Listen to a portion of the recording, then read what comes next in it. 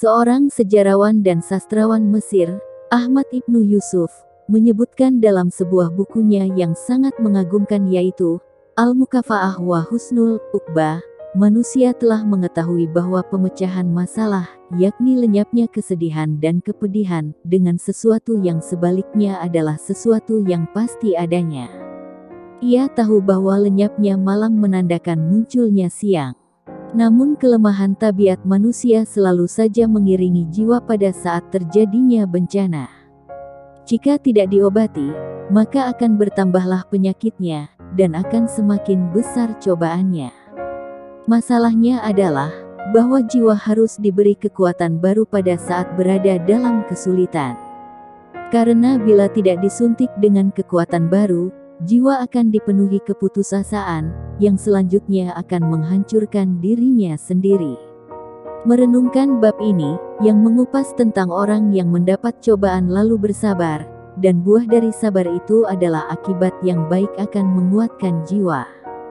Juga akan mendorong untuk terus bersabar dan menjaga sikap kepada Rabb berupaya berbaik sangka akan terpenuhinya kebaikan setelah ujian berlalu.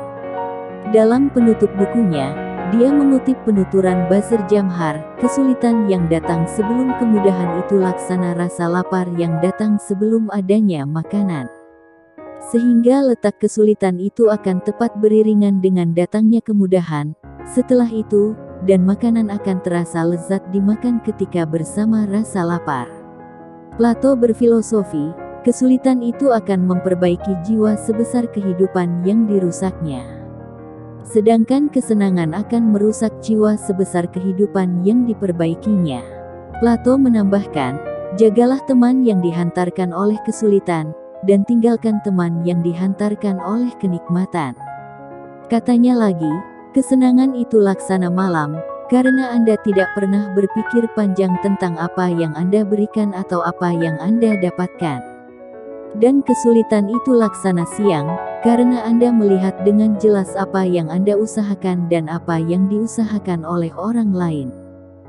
Asdashir mengatakan, kesulitan adalah celah yang dapat Anda pakai melihat sesuatu yang tidak bisa Anda lihat dengan kenikmatan. Katanya lagi, sendi kemaslahatan dalam kesulitan ada dua, yang paling kecil adalah kekuatan hati orang yang terkena kesulitan atas apa yang menimpanya. Sedangkan yang terbesar ialah menyerahkan sepenuhnya kepada Zat yang memilikinya dan Zat yang memberi rezeki.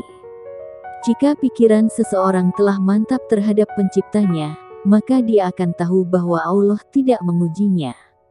Kecuali bahwa ujian itu akan mendatangkan kebaikan baginya, atau menghilangkan dosa besar darinya. Dengan demikian, dia takut dengan hal-hal yang tidak menyenangkan. Padahal bisa saja semua itu tidak pernah terjadi padanya.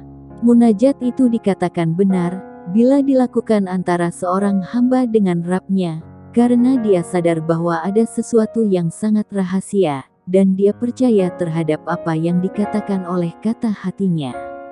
Sedangkan munajat yang dilakukan antara seseorang dengan sesamanya, lebih sering menyakitkan, dan tidak menyentuh kemaslahatan.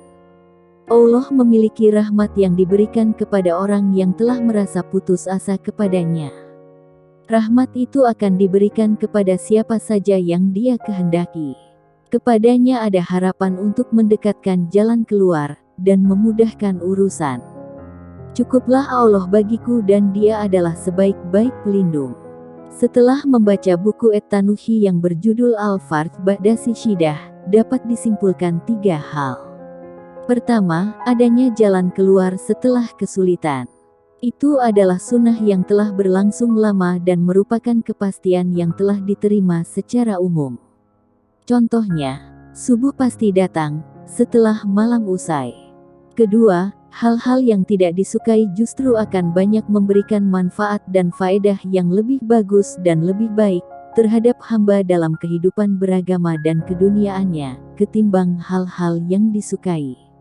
Ketiga, yang memberikan manfaat dan menghindarkan seseorang dari bahaya sebenarnya, adalah Allah yang Maha Tinggi. Dan, ketahuilah bahwa apa yang akan menimpa diri Anda, tidak akan menimpa orang lain. Dan apa yang tidak akan menimpa diri Anda, bisa jadi akan menimpa orang lain.